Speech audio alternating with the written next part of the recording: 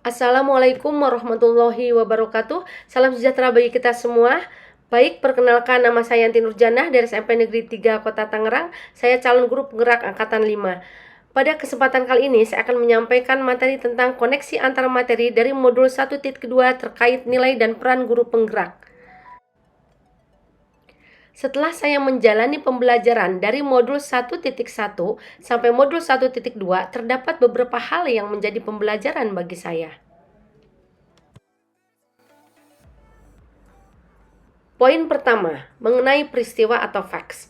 Momen yang paling menantang bagi saya dalam proses mempelajari modul 1.1 sampai modul 1.2 diantaranya, poin pertama tentang bagaimana saya tertantang ketika saya mempelajari materi modul 1.1 tentang filosofi pendidikan Ki Hajar Dewantara, di mana isinya sangat lengkap, mengarahkan kepada kita sebagai pendidik supaya dapat menuntun, membimbing, dan mengarahkan siswa sesuai dengan kodrat alam dan kodrat zamannya untuk mencapai keselamatan dan kebahagiaan yang setinggi-tingginya, baik sebagai insan individu maupun insan masyarakat. Saat itu saya merasa tertantang betapa besarnya beban kita sebagai pendidik.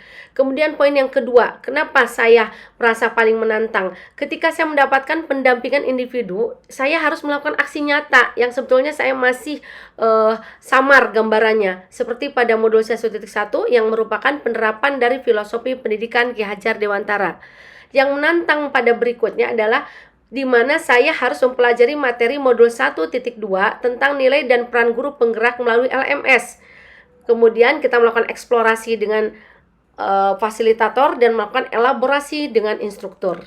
Selanjutnya, kaitan antara modul 1.1 dan modul 1.2 yang selama ini saya pahami bahwa pada modul 1.1 mengenai filosofi Ki Hajar Dewantara mengajarkan pendidik berkewajiban menuntun.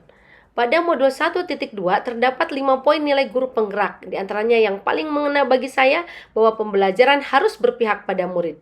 Selanjutnya dibahas pula tentang peran guru penggerak yang isi poinnya diantaranya bahwa seorang pendidik harus menjadi pemimpin pembelajaran. Jadi koneksi antara materi modul 1.1 dan modul 1.2 bahwa seorang pendidik harus menuntun para siswanya kepada pembelajaran yang berpihak pada murid dan dapat menjadi pemimpin pembelajaran baik di kelas, di sekolah, dan di lingkungan sekitarnya. Perasaan, setelah saya mempelajari dan memahami modul 1.1 dan modul 1.2, saya merasa bahwa saya sebagai seorang pendidik masih banyak sekali kekurangan dan perlu terus untuk belajar, terutama mengenai nilai dan peran guru sehingga dapat menjadi pemimpin pembelajaran.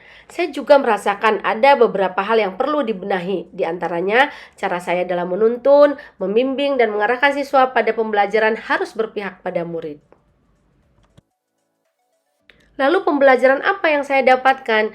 Dari ketiga facts tersebut menyadarkan dan menjadikan pembelajaran bagi saya sebagai pendidik, di mana selama ini saya berpikir bahwa setiap anak dapat dibentuk sesuai dengan pola orang tua dan gurunya. Sebagai pendidik, anak seperti kertas yang masih kosong dan bersih, belum ada coretan atau dikatakan tabula rasa. Yang kedua, seorang pendidik memiliki kewajiban menyampaikan ilmu yang sesuai dengan materi pembelajaran, sehingga anak bisa mencapai target sesuai dengan kurikulum, atau namanya central teachers. Kemudian fakta yang ketiga adalah mendorong siswa agar nilai mencapai KKM atau berorientasi pada nilai kognitif. Siswa diharuskan mempelajari materi dari sumber buku yang sama. Itulah ketiga anggapan saya sebelum saya mendapatkan materi pada modul 1.1 dan modul 1.2. Selanjutnya, pembelajaran yang saya dapatkan setelah mempelajari modul 1.1 dan modul 1.2, saatnya sekarang ini saya harus melakukan perubahan. Pertama, saya harus menjadi pemimpin pembelajaran yang berpihak pada murid.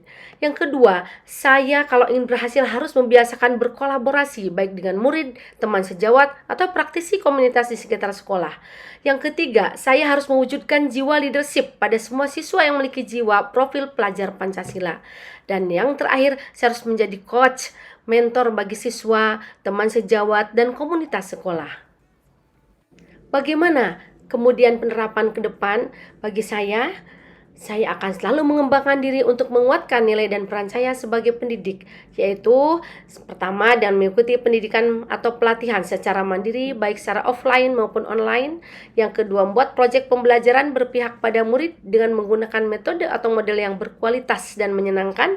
Yang berikutnya adalah diantaranya saya akan melakukan kolaborasi dengan siswa, teman sejawat, dan komunitas sekolah dalam proses pembelajaran.